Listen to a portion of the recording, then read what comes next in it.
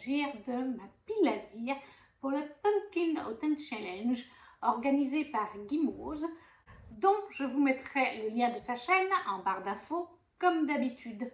Ah oui, ça fait quelque temps qu'il n'y a pas eu de vidéo, je m'en excuse. J'avais filmé une vidéo, j'avais commencé à la monter, pendant ce week-end je la montais, et j'ai réalisé que j'avais déjà filmé et posté cette vidéo.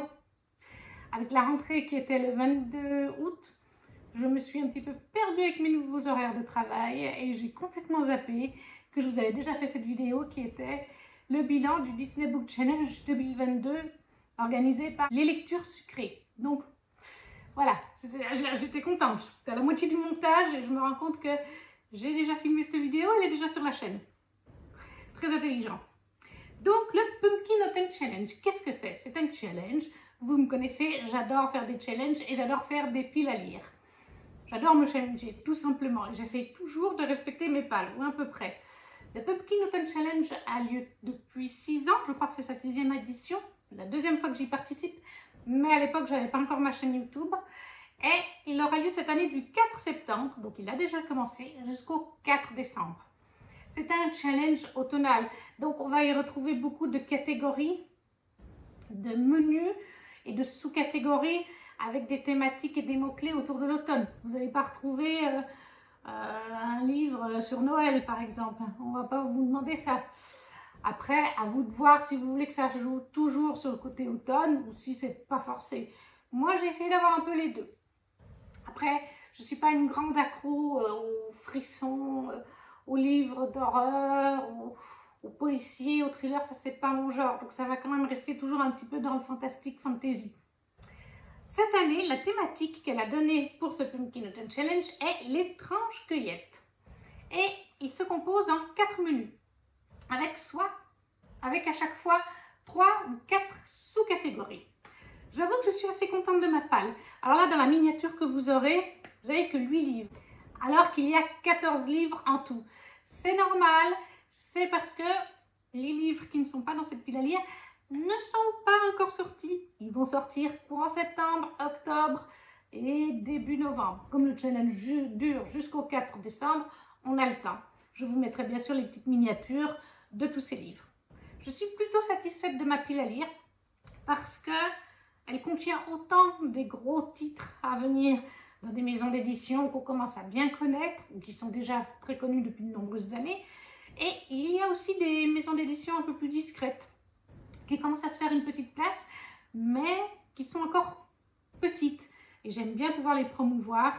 Il y a aussi des maisons d'édition vraiment toutes petites qui font souvent des campagnes Ulule. Peut-être que certains comprendront tout de suite de laquelle je parle. Et il y a aussi un auto-édité. Juste un auto-édité. Il y a des gros titres américains, anglais, enfin internationaux, comme il y a aussi des auteurs et des autrices françaises. Et ça me tient aussi à cœur qu'il n'y ait pas juste des gros titres avec des gros auteurs, mais de la diversité, qu'il y ait autant des Français, de l'international, des petites ME, des grosses ME, et là-dessus je suis très contente. Donc le premier menu, c'est le menu automne frissonnant. La première sous-catégorie est Ghost Hunt. Les mots-clés étaient exorcisme, chasseur de fantômes, possession et enquête. Et alors là, quand j'ai entendu ça hier, parce qu'on est lundi 5, 6 ? On est lundi 5. Et quand j'ai entendu ça hier, je me suis dit, mais pourquoi tu as lu ces 2 livres? J'avais Maudite aux éditions Plume Blanche et Vespertine qui jouaient pour ça, et je les ai lus il y a quelques semaines et mois en arrière. Du coup, j'ai galéré un petit moment et en discutant sur le groupe des LCD Discord avec une des admins, elle me dit, mais Enquête Vampiria, tome 2 de Victor Dixon, qu'on a prévu en LC, on a commencé d'ailleurs la LC sur notre Discord, convient tout à fait parce que dans ce 2e tome, Jeanne va avoir à enquêter sur la dame de la cour des miracles qu'on voit ici avec son masque. C'est sa représentation. Donc c'est un tome 2, je ne vais pas trop vous en parler, simplement on est en France, en Europe, mais bon ça se passe en France, ça se passe surtout à Versailles, et Louis XIV n'est pas mort. Il a cherché toute sa vie à devenir immortel et il y est arrivé. Il est devenu le premier vampire. Et suite à ça, il a transformé toute la cour de Versailles, tous les nobles de Paris, de l'Europe entière. Et on vit aujourd'hui sous la Magna Vampiria. Du coup, toute l'Europe, tout le monde entier a des vampires au gouvernement. Et par exemple en France, mais je pense que c'est pareil dans toute l'Europe et dans tout le monde, vous avez les vampires, Louis qui est tout en haut, les vampires. Et après vous avez les...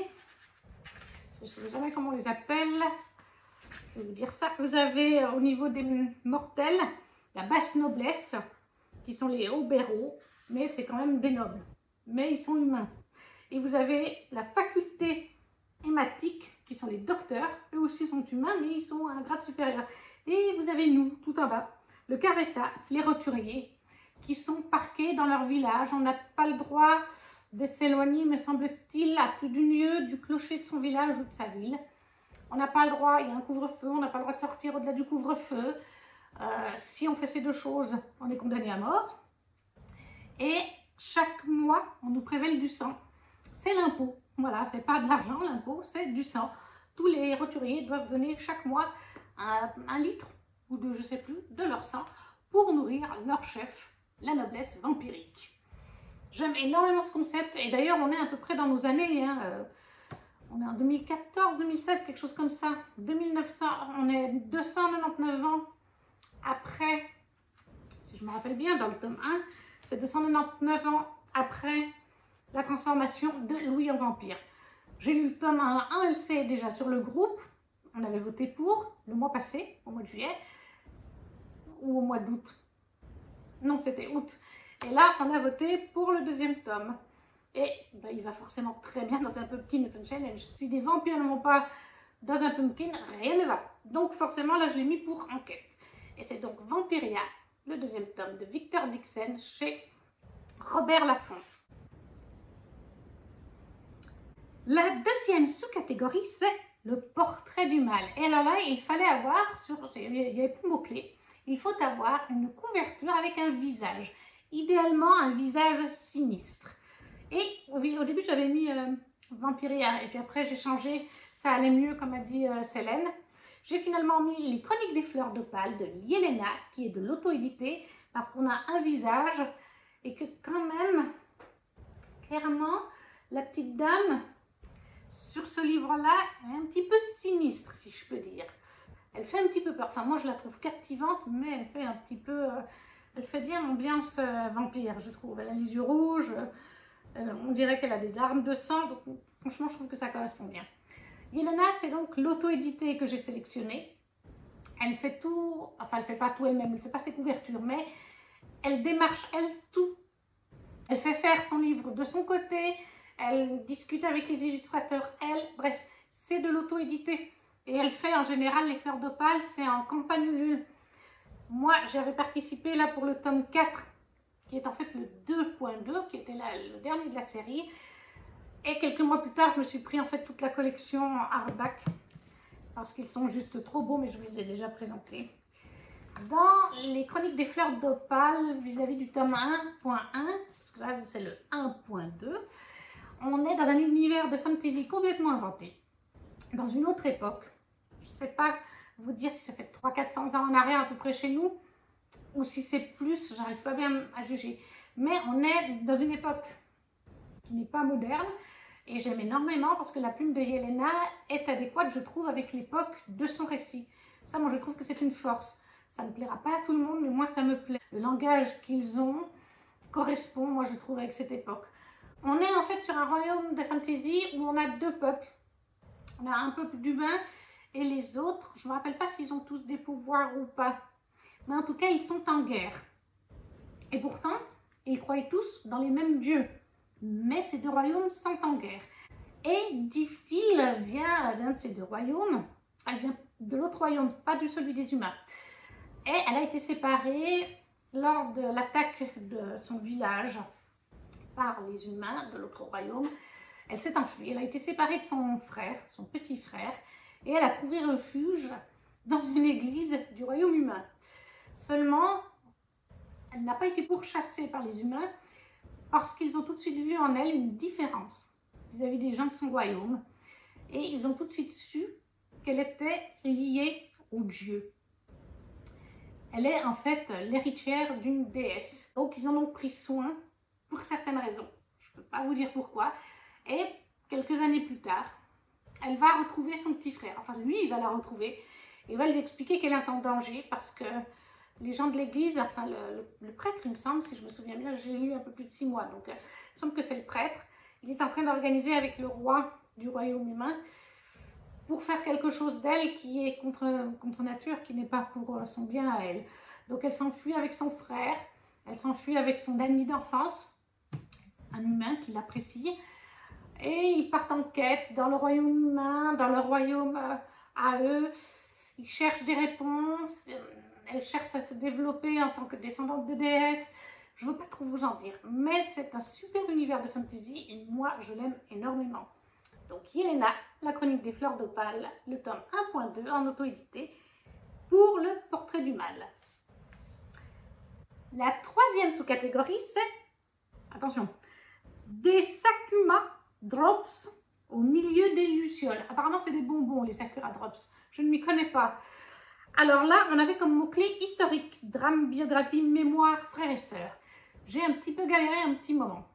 Et j'ai fini par mettre une biographie, donc c'est les mots-clés que j'ai retenus, biographie, mémoire, parce que j'estime que c'est des mémoires, et drame, parce que malheureusement, ça s'est mal fini. C'est le dernier que je n'ai pas encore lu de cet artiste. Sous ton regard, écrit par Laurence Le Marchal, la maman de Grégory Le Marchal. Autobiographie, enfin, autobiographie non, parce que c'est pas Grégory qui l'a écrit, mais c'est sa maman. Leslie a aussi écrit un livre sur son frère, mais j'ai déjà lu. Celui-là, sur Laurence, je ne l'ai pas encore lu. Grégory est un artiste, est l'artiste qui reste encore au jour d'aujourd'hui dans mon cœur et qu'il me manque énormément et je trouve qu'il manque à la scène française. Et je ne peux que conseiller de découvrir son histoire, que ce soit par le livre de Leslie ou de Laurence. C'est des livres officiels, c'est sa famille qui les font, cela. Donc vous ne pouvez pas trouver plus officiel que ça. Et en plus, en général, les livres de Laurence et Leslie, de mémoire, sont tous des livres dont les dons, enfin une partie des dons, vont à l'association Grégory Le Marchal, qui aide encore de nos jours les malades en faisant dans les hôpitaux de jolies chambres, parce que les mucoviscidosiens, ils y restent parfois des semaines à l'hôpital. Et un hôpital, on le sait tous, c'est pas joli, c'est pas agréable, c'est pas chaleureux, cocooning. Et ils essayent d'amener des couleurs, des tableaux, pour que ces patients puissent se sentir mieux. Parce que quand Greg y était, bah, c'était des murs tout blancs, tout... Enfin voilà, il n'y avait pas de... Ils essayent aussi d'aider avec les greffes, bien sûr, avec les médicaments, de parler de la maladie. Ils ont ouvert une maison Grégory Le Marchal, je crois qu'elle est à Paris, où elle va ouvrir, je ne sais plus exactement. Mais pour aider les malades dans leur rétablissement après les opérations, comment se réinsérer professionnellement. Bref, j'ai vraiment hâte de lire aussi celui-là. C'est important des fois de parler de choses comme ça. Donc, Sous ton regard de Laurence Le Marchal. Vous avez aussi Mon frère l'artiste de Leslie Le Marchal si ça vous intéresse. Ça c'était pour le premier menu. Le deuxième menu c'est Automne de l'étrange. La première sous-catégorie c'est les mystérieux habitants de Pottsfield, avec en mots-clés Automne, Halloween, Samhain. Et alors au début, j'étais en galère. L'année passée, je savais quoi lire puisque j'avais mon Automne Cozy et un Shiba couleur d'automne, qui sont respectivement mon Automne Cozy de Caroline Millet et un Shiba couleur d'automne de Laetitia Arnaud. Mais cette année, je ne savais pas quoi mettre. Et soudainement, ça m'est revenu. La bibliothèque du manoir chez Finkel Édition, qui est une petite maison d'édition, qui est gérée entre autres par Laetitia Arnaud. Et je crois qu'elle est gérée aussi par Jérémy Angelo. Je ne veux pas vous dire de bêtises, mais pour Laetitia Arnaud, je le sais. Et ils font tous leurs livres en campagne Ulule avant de les sortir sur le site de leur maison d'édition. Alors, après, je ne sais pas si ceux sur le site sont les mêmes qu'en campagne Ulule. Nous, en campagne Ulule, c'est des collectors. Ils sont en relié, ils sont en général dédicacés. Bon, là, la bibliothèque du manoir ne va pas l'être. Parce que la bibliothèque du manoir, c'est un collectif de 10 histoires, 10 contes, qui réunissent 13 auteurs et autrices françaises, dont je sais que Laetitia Arnaud en a écrit une, Jennifer et Alaric Twice, que j'ai adoré dans La passeuse de mots, en ont écrit une autre en association avec une autre autrice, si je ne me trompe pas. Et du coup, ce livre doit arriver courant octobre. En même temps, la bibliothèque du manoir, vous avez la petite couverture là ou là, ça fait très automne, Halloween, c'est le but. Mais j'ai mis du temps à m'en rappeler. Hein. Il n'y avait pas les mots-clés sur Booknote comme il n'est pas encore sorti. Je pense que ça viendra plus tard. Je suis allée directement sur Twinkle Édition et c'est bien marqué. 10 contes particuliers et inédits pour passer un automne victorien entre frissons, clair-obscur, poétique, onirisme, humour décalé, ésotérisme et curiosité. Donc, on a ce qu'il faut au niveau de l'automne. Je pense aussi que parmi ces contes, il y en aura un qui sera sur Halloween ou Samhain, j'imagine. Et ça me fait très envie. Je suis toujours contente quand je participe à leur campagne Ulule. Là, je viens aussi de céder à une campagne Ulule. J'ai fait aussi celle d'avant. Et là, j'ai fait celle sur 24 faubourgs, il me semble que c'est 24 ou 25 faubourgs, je ne sais plus le nom complet, mais qui devrait sortir, je pense, à Noël ou juste après Noël. Ce sera très bien pour le Cold Winter Challenge. Donc, la bibliothèque du manoir, un collectif réunissant 13 auteurs et autrices françaises, à paraître chez Twinkle Édition, courant octobre pour la campagne Ulule. Et ben, je ne sais pas... oui, je pense que vous-même, c'est marqué en précommande. Donc j'imagine que vous pourrez aussi l'avoir à partir du mois d'octobre. La deuxième sous-catégorie de ce menu est la cueillette des champignons avec les mots-clés forêt, récolte, poison, petit peuple. Pour les mots-clés, j'ai choisi petit peuple avec une BD, Le Jardin des Fées de Audrey Alouette et Moretti. Je ne sais pas le nom de famille de Moretti. Audrey Alouette, je le sais parce que j'ai déjà lu Magic Charlie et que j'ai lu aussi de Audrey Alouette en BD, le Grimoire Delphine. Donc j'ai mis Le Jardin des Fées parce que clairement on a une petite fée sur la couverture. Donc si ça ne représente pas le petit peuple, rien ne représente le petit peuple. Règle numéro 1. Le berger doit garder secrète l'existence des fées. Règle numéro 2. Jamais il n'exigera de vœux, car chaque vœu tue la fée qui l'exauce. Règle numéro 3. Il leur fournira des fleurs pour qu'elles conçoivent le miel qui soigne tous les maux. Règle numéro 4. Pour cela, il ira sur les routes et un jour, il leur trouvera enfin un jardin. Je vais essayer de vous montrer une ou deux jolies planches. Mais je trouvais ça vraiment... le type des dessins est super mignon. Alors, bon, comme c'est des petites fées, elles sont un petit peu... elles sont quand même habillées. Parce que je vérifie, parce qu'avec YouTube, je sais qu'il suffit de pas grand-chose pour être censuré. Donc voilà, j'espère que vous voyez bien. J'aime beaucoup le style des dessins. La couverture est adorable. Et ça, la maison d'édition, c'est chez Draco. Donc, Le Jardin des Fées, le tome 1 chez Draco, de Moretti et Alouette. Et puis, nous avons la troisième sous-catégorie, In the Dark I Heard a Call. Dans le noir, j'entends un appel. Avec comme mot-clé Dark Fantasy, ambivalence, quête, duplicité, pouvoir, mauvaise influence, destinée, lumière, obscurité. Et les mots-clés que j'ai associés avec ce livre, c'est mauvaise influence, pouvoir, destinée, quête, dark fantasy. Et on pourrait même mettre obscurité, duplicité, parce que voilà, on a un personnage qui était un peu duplicité là-dedans. Et j'y ai mis La Guilde des Ombres, tome 2.2 d'Anatrice chez Plume Blanche, maison d'édition que j'aime aussi énormément. Je me l'étais gardé ce petit livre 2.2. Bon, de toute façon, sachant que même si je l'avais lu avant, spoiler alerte, je me suis pris le pack 2023 de Plume Blanche qui va arriver entre fin octobre et début novembre. De toute façon, j'aurai le 3.1 et le 3.2. Dans La Guilde des Ombres d'Anatrice, on suit, comment vous résumez ça, Panama, qui est une jeune fille, au tout début du premier tome. C'est une petite fille encore. Et elle va se retrouver orpheline, séparée de son petit frère. Et alors qu'elle est dans un orphelinat, il y a deux personnages étranges qui arrivent. Il s'agit de Fournaise et de Faucheur. Fournaise est l'un des deux chefs de la Guilde des Ombres et Faucheur est le haut maître de la Guilde des Ombres. Il lui propose de venir... C'est une humaine, mais elle est dotée du don de mort. C'est-à-dire que quand elle touche quelqu'un, si elle le souhaite, elle peut le tuer de mille et une façons, comme elle découvre.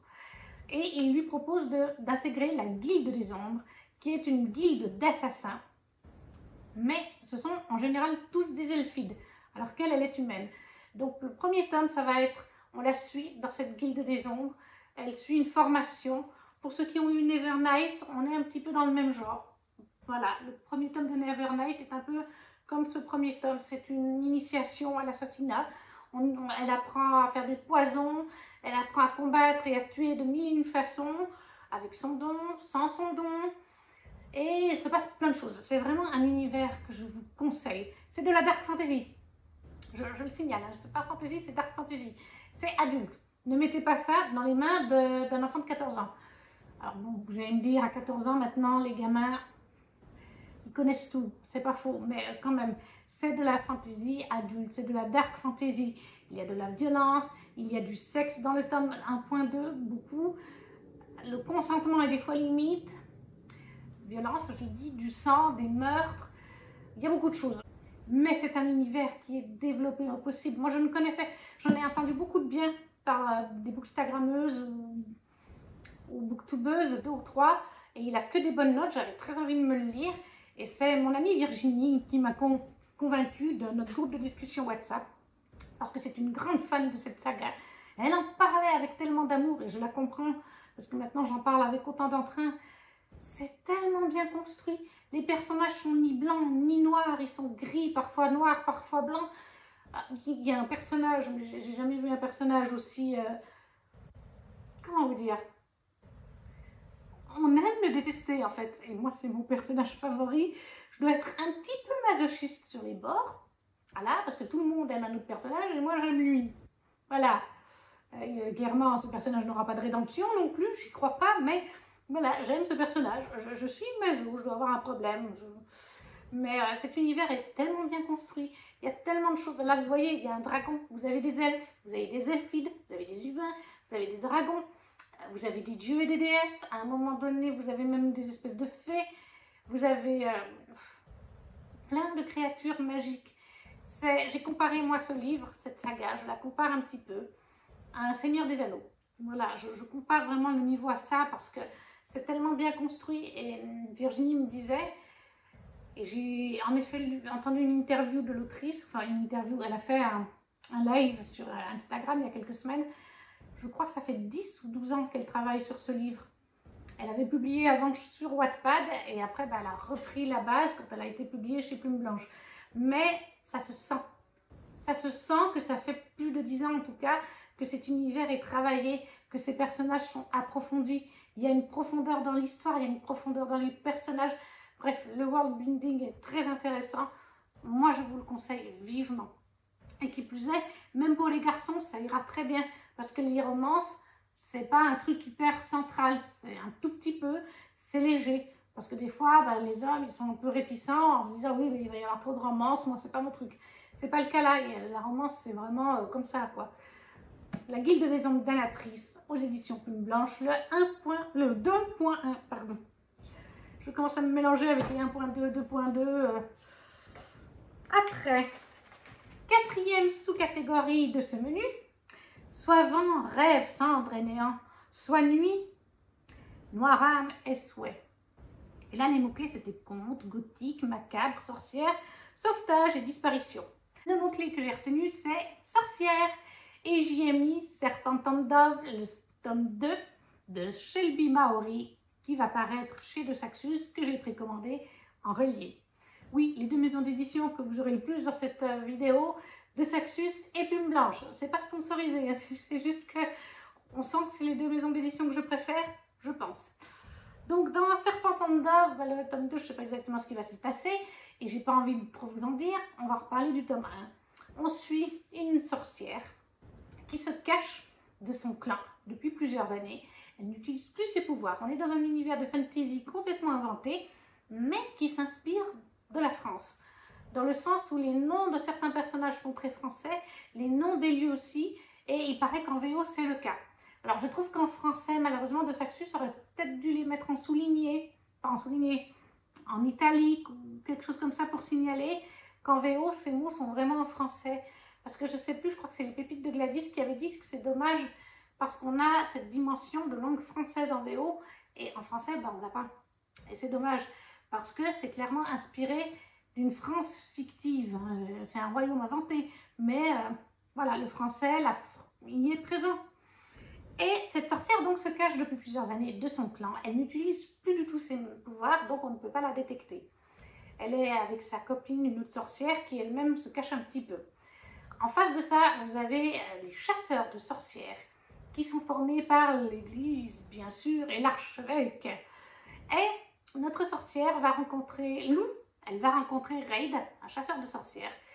Et ils vont finir par devoir se marier.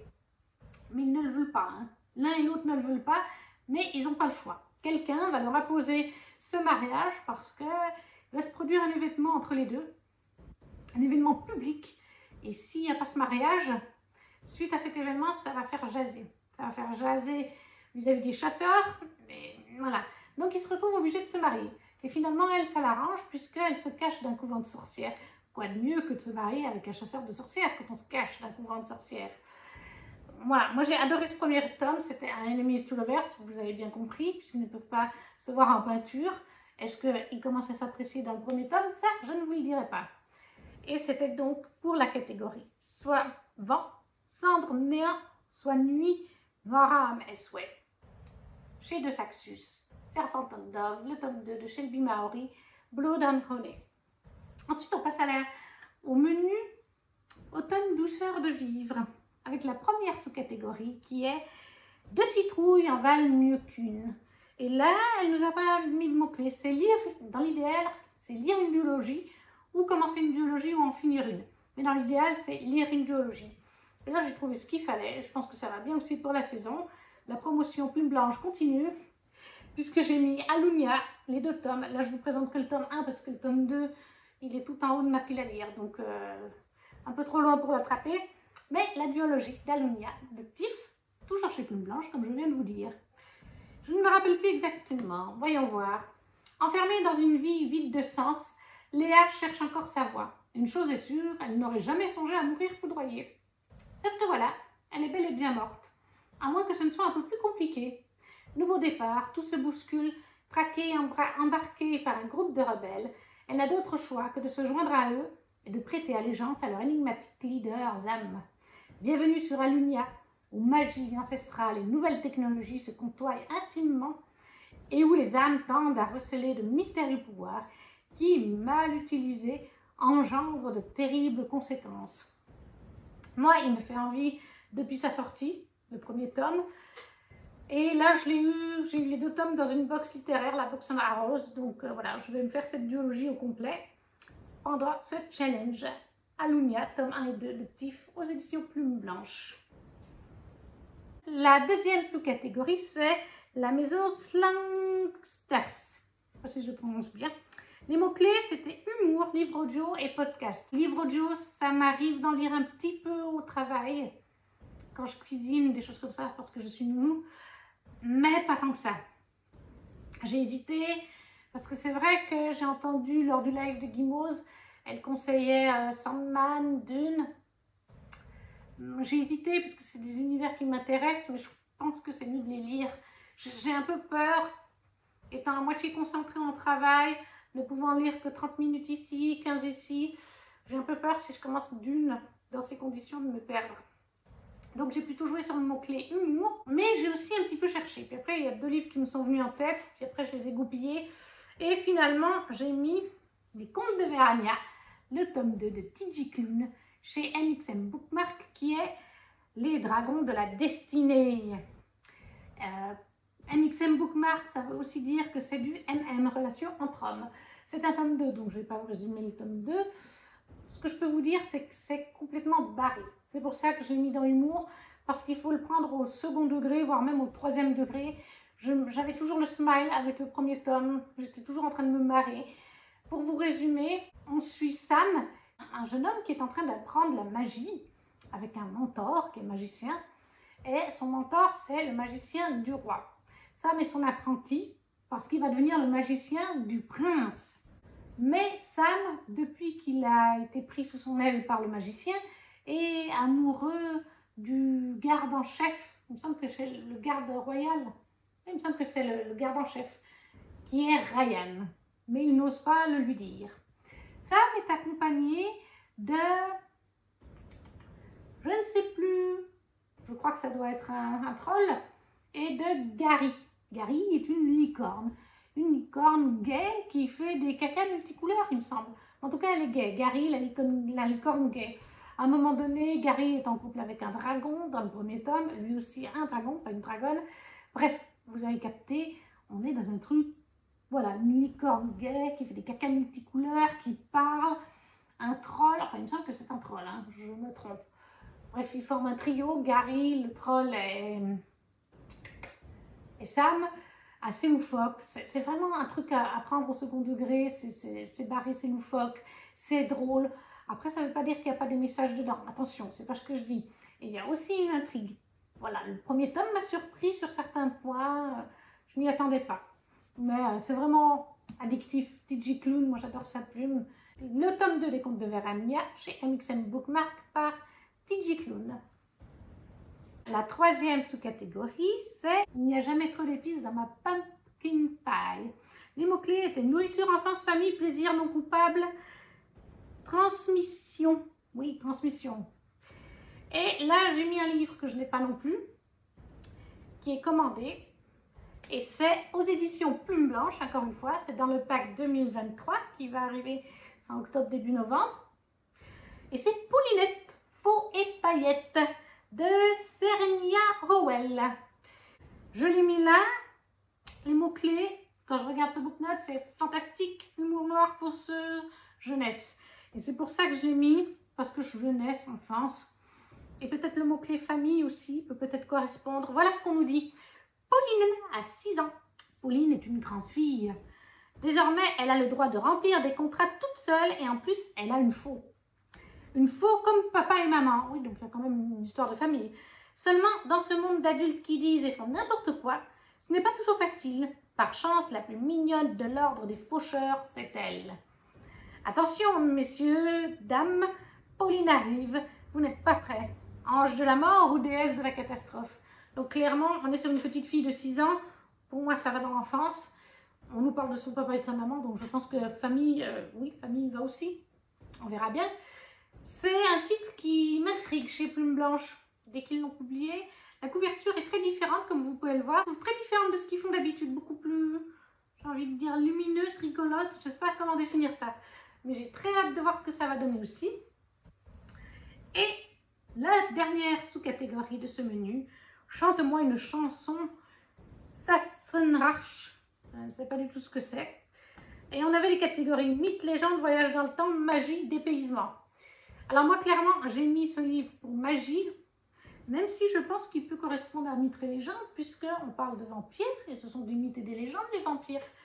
Et j'ai mis une grosse sortie qui était très attendue, c'est de Saxus, que j'attendais depuis, que ce soit de Saxus ou ailleurs. J'ai même hésité à le prendre en VO à un moment donné. Je me suis mis Empire of the Vampire de Jay Kristoff, auteur que j'adore. Donc oui, comme j'ai dit, chez de Saxus, commandé en relié, bien entendu. Et là, le mot, j'ai mis là parce qu'il y avait le mot magie. Dans les mots-clés, c'est marqué vampire, fantasy, dark fantasy, magie, horreur, news adulte. Donc c'est pour ça, je me dis que ça, voilà, déjà magie, on est dedans. Mais même mythes et légendes, les vampires, c'est des mythes et légendes. Et je vois qu'ils ont traduit le résumé, ce n'était pas le cas il y a encore 2 jours en arrière. De la Sainte Coupe vient la lumière divine, la main fidèle rétablit l'ordre sur le monde, et sous le regard des 7 martyrs, l'homme abolira cette nuit sans fin. 27 longues années se sont écoulées depuis la mort du jour. Pendant près de 3 décennies, les vampires ont fait la guerre à l'humanité, construisant peu à peu leur empire éternel. Maintenant, seules quelques étincelles de lumière subsistent dans une mer de ténèbres. Gabriel de Léon est un saint d'argent, un membre d'une confrérie œuvrant à la défense du royaume et de l'Église contre les créatures de la nuit. Mais même l'ordre d'argent n'a pas pu endiguer la marée une fois que la lumière du jour a manqué. Et Gabriel est seul maintenant. Emprisonné par les monstres qu'il a juré de détruire, le dernier saint d'argent est obligé de raconter son histoire. Un récit de batailles légendaires et d'amour interdit, de foi perdue et d'amitié gagnée, du roi éternel et de la quête du dernier espoir de l'humanité, le Saint Graal. Franchement, Moi, de toute façon, même en anglais, j'avais pas lu le synopsis. C'était juste les mots-clés, la couverture, ça me faisait juste envie. En plus, J. Christophe, j'ai lu Nevernight, j'ai bientôt fini La Guerre de Lotus, je suis sur Aurora Squad et à chaque fois, j'adore. Donc, je me fais aucun souci, ça va encore être une fois génial. Donc, Empire of the Vampire de J. Christophe chez De Saxus. Et finalement, le dernier menu avec Autumn Reunion, la première sous-catégorie, We're all born naked and the rest is drag. Nous sommes tous nés nus et le reste est drag. Je sais pas trop comment le traduire, drag. Mais ça, je pense que c'est une référence au drag queen. Et là, les mots-clés étaient LGBTQIA+, amour de soi, diversité, inclusivité. Et c'est un livre que je ne possède pas non plus. Il devrait sortir, on est le 5, dans 2 jours. J'ai toujours pas de nouvelles de ma livraison, moi. C'est toujours marqué date à venir. Mais je pense que vous avez peut-être deviné, il s'agit de Dark Rise de C.S. Pacat chez Brajlon, enfin chez Big Bang, mais chez Brajlon. Alors, dans les mots-clés, c'est pas marqué LGBT, c'est marqué fantasy, magie, romance, guerre, mystère et héritage. Sauf que C.S. Pacat, c'est l'autrice de Prince Captif, qui est un MM. Elle a aussi fait une bande dessinée qui s'appelle France, si je me rappelle bien, qui est aussi du MM. Il me semble que j'avais lu de toute façon en VO, à quelque part, que Dark Rise est aussi du MM, il me semble. Je pense que C.S. Pacat est spécialisé dans le MM. Donc je ne pense pas me tromper là-dessus. Et là, ce qu'on nous dit, c'est une nouvelle ère de ténèbres se profile. L'ancien monde et sa magie ne sont plus. Ses héros sont morts, ses châteaux en ruine, et la bataille épique entre l'ombre et la lumière a sombré dans l'oubli. Seuls les stewards s'en souviennent et veillent siècle après siècle pour protéger l'humanité du retour du roi obscur. Jeune docker de 16 ans à Londres, Will est en fuite, pourchassé par les hommes qui ont tué sa mère. Lorsqu'il apprend que sa destinée est de rejoindre les Stewarts, Will se retrouve brusquement plongé dans leur monde de légende et de magie, où il commence un entraînement rigoureux en vue de jouer un rôle déterminant dans la bataille qui s'annonce contre l'obscurité. Les jeunes descendants des combattants des 2 camps n'ont d'autre choix que d'investir les rôles qui leur sont destinés. Celui de Will sera de tenir aux côtés des derniers héros de la lumière pour empêcher la destruction de son monde. Voilà, c'est vrai qu'on ne nous dit pas si c'est un MM, mais je pense, franchement, il me semble que j'avais vu que c'était un MM lorsqu'il était sorti en VO. Je ne pense pas me tromper. Donc, Dark Rise, le tome 1 de C.S. Pacat chez Big Bang, alias Brajlon. Ensuite, sous-catégorie numéro 2, You cannot eat the money. Tu ne peux pas manger la monnaie, l'argent. Et j'y ai... Alors, les mots-clés, c'était écologie, post-apocalyptique, science-fiction, anticipation. J'ai choisi dans les mots-clés science-fiction et post-apocalyptique, parce que c'est un peu le cas. Et j'ai mis le dernier tome des Chroniques lunaires de Marissa Meyer, Winter, qui est le tome 4, à l'écriture de Blanche-Neige. Et ça, c'est paru, oui, PKJ, voilà, je cherchais.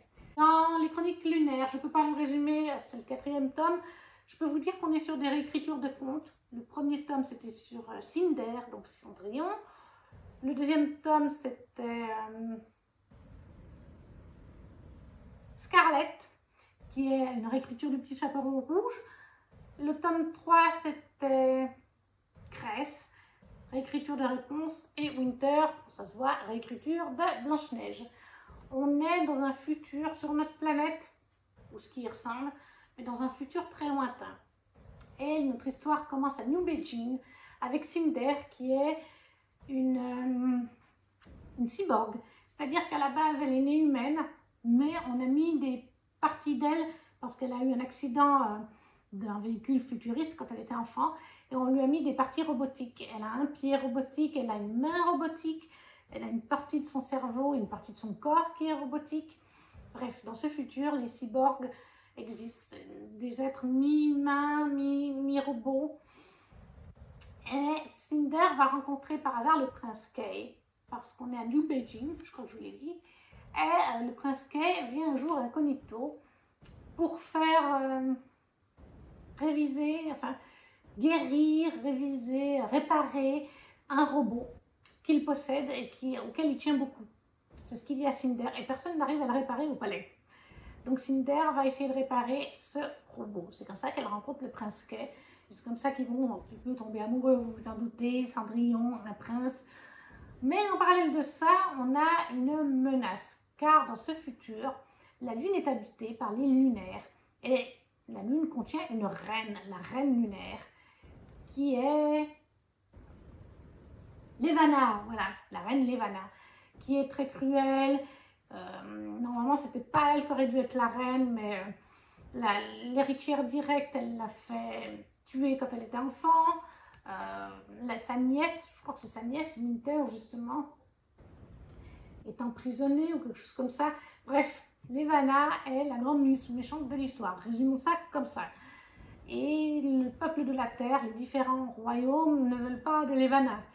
Sauf que Levana trouve des moyens de s'imposer. C'est du coup post-apocalyptique parce qu'on a eu la 3e et je crois même la 4e guerre mondiale qui s'est passée quelques années avant ça. Enfin, quelques années, une centaine d'années avant, quelque chose comme ça, hein, vous voyez ce que je veux dire. Et puis, ben, science-fiction, parce que oui, il n'y a personne sur la Lune actuellement. Là, on a un peuple sur la Lune, ils voyagent entre la Lune et la planète Terre, il y a des petits vaisseaux spatiaux, donc c'est de la SF. Et c'est du post-apocalyptique. Je ne sais pas si on qualifie aussi de dystopie, du coup.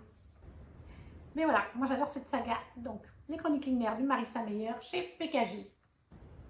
Et on arrive enfin à la dernière sous-catégorie, qui est le don des Merryweek. Je ne sais pas du tout ce que c'est, je ne connais pas les Merryweek. Les mots-clés, c'était relation, bienveillance, guide, sororité, guérison, amour, aider son prochain. J'ai hésité un moment avec Outlander. On m'a dit que ça correspondait et finalement j'ai trouvé un livre parfait. C'est parce que quelqu'un en a parlé dans une vidéo YouTube que j'ai vue aujourd'hui. J'ai dit, mais pourquoi je n'y ai pas pensé? Surtout que je l'ai déjà lu en VO. Ce livre correspond pour les mots-clés relation, totalement, amour, aider son prochain. Ces trois-là, c'est une certitude. Guide, quelque part, ouais, et bienveillance. Il s'agit de Crescent City, le tome 2 de Sarah J. Maas de Saxus, qui paraîtra en novembre. Et comme je vous l'ai dit, je l'ai déjà lu. Pour moi, il rentre totalement dedans parce que ce soit amour et relation, eh bien, on a une relation d'amour entre Bryce et Danica, sa meilleure amie, qui est belle et magnifique dans le premier tome et qui continue dans ce deuxième tome. C'est ça la force de Sarah J. Maas. Danica est toujours autant présente. Ceux qui ont lu le tome 1 comprennent ce que je veux dire. Ceux qui n'ont pas lu ne comprendront pas, mais je ne veux pas vous spoiler, donc je ne dis pas plus. Et puis, bien sûr, relation d'amour entre Hunt et Bryce. Hein. On a aussi relation d'amour entre frères et sœurs, enfin demi-frères et sœurs. Aider son prochain parce que, et bienveillance, parce que Bryce, elle est comme ça, elle aide son prochain, elle aide ses amis, elle est bienveillante, elle souhaite la paix dans le monde. Hunt aussi, hein, depuis le tome 1, on sait qu'il a cherché à libérer les opprimés, quoi. Et guide parce que ça correspond aussi à Danica, parce qu'encore une fois, pour moi, quelque part, Danica est un guide dans cette histoire. Tout le monde ne sera pas d'accord parce qu'en VO, ça a fait polémique. Il y a des gens qui ont trouvé que Danica était une mauvaise meilleure amie pour Bryce parce qu'elle a caché beaucoup de choses à Bryce, en l'incluant parfois contre son gré sans qu'elle le sache. D'autres fois, elle a caché des choses sans vouloir qu'elle le découvre, hein, mais qu'elle a fini par découvrir.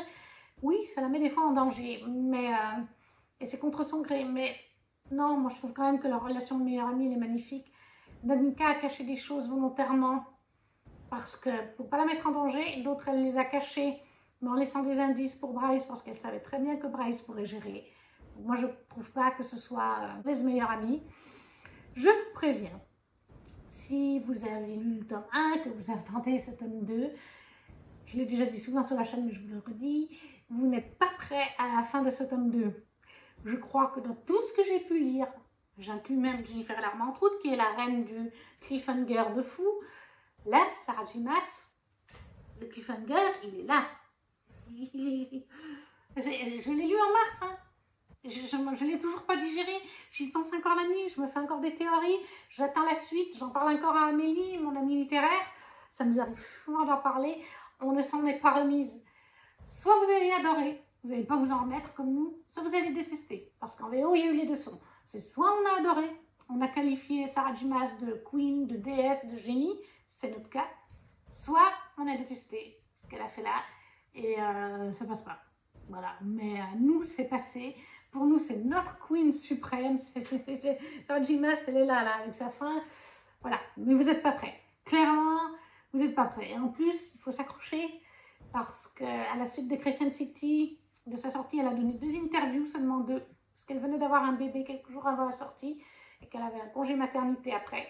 Donc, elle a donné une interview sans spoiler et une interview spoiler. Et elle a bien annoncé, parce que moi j'ai vu sur BookNote il y a quelques temps, j'ai d'ailleurs mis mon petit mot à la suite pour bien dire aux gens que ce n'était pas le cas. Elle a bien annoncé lors de ses interviews que ce qu'elle avait écrit après Crescent City 2, c'était Crescent City 3 et qu'il est en cours de, le premier jet était en cours de validation auprès de Bloomsbury, sa maison d'édition. Il devait lui rendre réponse au mois de juin, comme elle avait pris, voilà, parce qu'après, avril-mai, elle prenait son congé mat, donc eux, ils faisaient le premier jet et ils donnaient le résultat en juin pour lui laisser son congé mat tranquille. Donc, le prochain livre à sortir n'est pas ACOTAR 5. Il n'y a pas d'ACOTAR 5 pour le moment. C'est Crescent City 3. Il y a des raisons, voilà. Mais surtout, là où il faut s'accrocher, c'est que lors de cette interview spoiler, la présentatrice lui a demandé quand est-ce que sortira Crescent City 3 vis-à-vis de ce 2e tome qui vient de sortir. Et Sarah J. Maas a dit si tout va bien, s'il n'y a pas de retard de papier, de pénurie, parce que c'est pas qu'en France, hein, il ne faut pas croire qu'il n'y a que de Saxus et quelques maisons d'édition. Non, non. Aux USA, à l'international aussi, ils ont été touchés. Hein. Jennifer Larmant-Route, le tome 4, en relié, il est sorti 2 mois plus tard que les autres supports, parce que l'éditeur n'avait pas le carton qu'il fallait pour sortir le relié. Et Sarah J. Maas, elle a eu beaucoup de chance, et elle le dit, j'ai eu de la chance que j'ai pas eu de report avec Crescent City 2. Du coup, comme elle disait, vis-à-vis de la pénurie actuelle, si ça se calme et tout, 24 mois après la sortie du tome 2. Donc c'est pas compliqué, avec Amélie on a fait le calcul, il est sorti en mars, février ou mars. Bref, été 2024. Vous n'aurez rien de Sarah J. Maas, ni ACOTAR, ni Crescent City avant été 2024. Nous sommes qu'à la fin de l'été 2022. Il reste encore un peu plus d'1 an et demi. Donc accrochez-vous parce que voilà, la fin est juste comme ça. Et alors si vous n'aimez pas les cliffhangers, moi j'ai envie de vous dire et que vous n'avez pas envie de vous comme ça pendant 2 ans, enfin 1 an et demi du coup maintenant, vu que De Saxus prend son temps, bah, attendez un peu pour le lire. Après le souci c'est que c'est une très grosse saga, très populaire. Et moi j'en ai discuté dernièrement, déjà rien qu'avec 2 passionnées françaises de Sarah J. Maas et de Crescent City, qui sont sur des réseaux sociaux et qui ont vu passer des fanarts de la fin. C'est des fanarts assez explicites sur la fin. Et donc elles ont compris, parce que moi j'aurais pas dit ce qui se passait, j'aurais juste dit accrochez-vous, vous n'êtes pas prête, c'est juste ma queen, etc. Exactement ce que je vous dis là. Et ouais, elles ont vu passer ces fanarts et vis-à-vis de ça, du peu que je leur ai dit, que je vous dis là, elles ont compris que c'était la fin. Et ça les a fait caca, quoi. Elles ont un petit peu voulu à De Saxus, parce que clairement, pratiquement toutes les traductions ont été faites dans le monde, sauf en France. Et quand ça fait plus de 6 mois qu'il est sorti en anglais, au début, les premiers mois, oui, les dessinateurs, enfin les créateurs de fanart, quand ils publiaient sur Instagram, par exemple, ils mettaient un premier post où c'était marqué « Spoiler, Crescent City tome 2 ». Et après, on pouvait slider pour voir la photo en question. Oui, ils faisaient pareil dans les stories. Mais maintenant, bah, les fans qui reprennent ces fanarts, ou même les créateurs de fanart, font moins attention parce qu'il est sorti depuis 6 mois. Et si vous étiez vraiment accro à Sarah J. Maas, ils estiment que bah, c'est lu. Sauf que bah, non, en France, la traduction n'est toujours pas là. Elle arrivera qu'au mois de novembre. C'est pour ça d'ailleurs que vous avez la petite photo là en haut. Mais ouais, pour moi, ce livre correspond voilà, sur les mots-clés que je vous ai dit. Dans Crescent City, ce que j'ai besoin de répéter, on suit Bryce, une mi-humaine, mi-faée, qui vit un drame, qui vit un événement dramatique lors du tout début du tome 1. Et 2 ans vont s'écouler. Et on va avoir de nouveaux événements dramatiques qui sont identiques à ce qui s'est passé il y a 2 ans. Et on a Miché, parce que j'aime pas son nom en français, je préfère Mika en anglais, Miché, l'archange du secteur de Crescent City, vient lui demander de s'allier avec sa brigade avec à sa tête Isaiah et Hunt. Et il lui attribue Huntaltar, qui est un ange déchu, qui est l'Umbra Mortis, l'ombre de la mort, comme partenaire et protecteur. Et ils doivent essayer de découvrir qu'est-ce que ces drames, qu'est-ce qui fait ces drames. Et comme c'est lié à Bryce, le premier drame, on lui demande à elle, parce qu'elle connaissait les détails, et de retracer tous les déplacements et tout ça. Bref, je ne peux pas vous en dire plus sans spoiler. Mais c'est la base, une demi-faée et un ange déchu. Vous vous doutez bien sûr qu'en cours de route, dans leur enquête, ils vont tomber amoureux.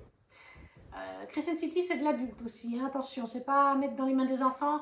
Des fois dans les rayons, c'est mal rangé, c'est de l'adulte.